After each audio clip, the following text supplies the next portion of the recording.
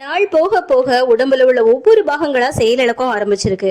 இன்னும் 2 வருஷம் தான் இவர் உயிரோட இருப்பான்னு டாக்டர் சொல்லும் போது பிஹெச்டி படிச்சுட்டு இருந்த இவரு கண்டிப்பா நான் மரணத்தை பார்த்து பயப்படல, மரணம் வர்றதுக்கு முன்னாடி நான் செய்ய வேண்டிய காரியங்கள் நிறைய இருக்குன்னு பிஹெச்டியை கண்டினியூ பண்றாரு. தன்னோட உடல் உறுப்புகள் ஒன்னொன்னா செயலிழக்கும் போது அது சரி செய்யவோ இல்ல மாற்று கருவியாகவோ ஹேண்ட் ஸ்டிக்ல இருந்து ஸ்பீச் வரைக்கும் கண்டுபிடிக்க முயற்சி செய்து தோற்றும் போறாரு. நோய் இருக்குன்னு தெரிஞ்சும் திருமணம் செஞ்சுக்கிட்ட தோழியான காதல் மனைவி ஜான் இவரை விட்டு பிரிஞ்சும் போறாங்க.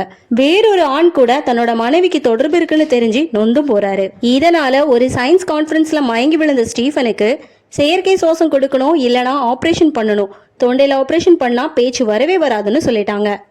காலம் வர செயற்கை சுவாசம் கொடுக்க முடியாதுன்னு சொல்லிட்டு ஆபரேஷன் பண்ணி தன்னோட குரலை இழக்கிறாரு. ஸ்டீஃபன் ஹாக்கிங் பத்திய இந்த பதிவு உங்களுக்கு பிடிச்சிருந்தனா லைக் பண்ணுங்க, கமெண்ட் பண்ணுங்க, மறக்காம ஹரிணி டாக் சப்ஸ்கிரைப் பண்ணி வச்சுக்கோங்க. தேங்க்ஸ் ஃபார் வாட்சிங்.